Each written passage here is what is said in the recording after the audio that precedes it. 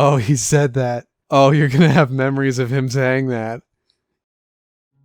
Hello and welcome to day 12 of this cardboard-tastic thing we're still doing where we talk about a game every day for most of May. Today we're talking about a game starting with L. L for Labo! Yep, Nintendo is so powerful they got away with selling us cardboard.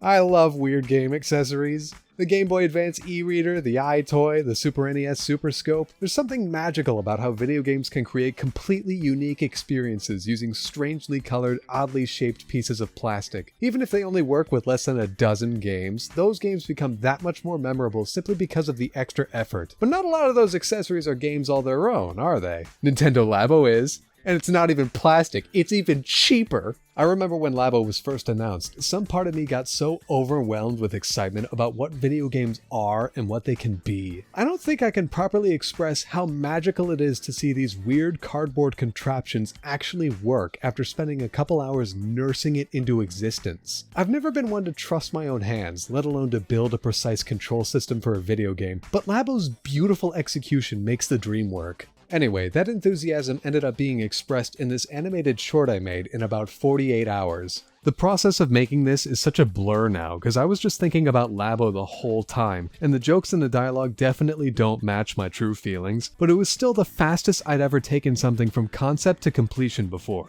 Labo made me feel more creative than I ever had.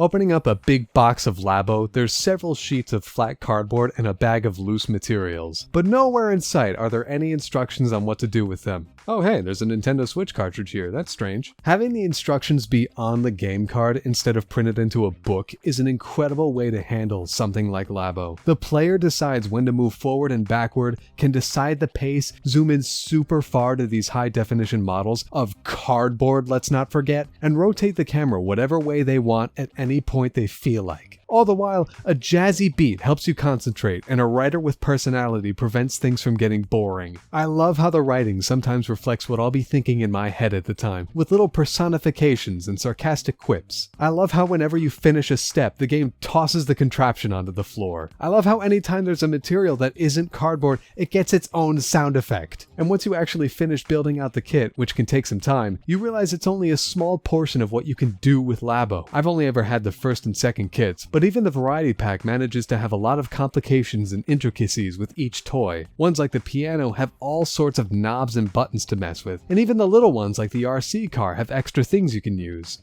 And then once you're done playing with your Labo, you can look around your house and realize you have cardboard laying around you can use for your own Toy-Con creation. And that is exactly what Toy-Con Garage is. Making your own Labo using cardboard, the Nintendo Switch, and some basic programming. Watching those old videos where people show off their Toy-Con creations makes my heart swell with joy at how much creativity and fun there is in the world just waiting to be tapped into with something weird like Labo. I feel a similar sensation with Game Builder Garage, but there's just something all the more incredible about having non-traditional controllers made from household materials and all the jagged edges and awkward execution that comes with that. I remember those weird couple of years when games would just spontaneously add Labo support. Big names and high-selling games like Mario Odyssey and Zelda Breath of the Wild got their own Labo integration. Just as soon as it was introduced, it felt like Labo was brushing shoulders with Nintendo's biggest franchises. I still think it's so strange how this momentum halted and Labo support stopped popping up, but I guess the world needed to get ready for my next favorite weird accessory.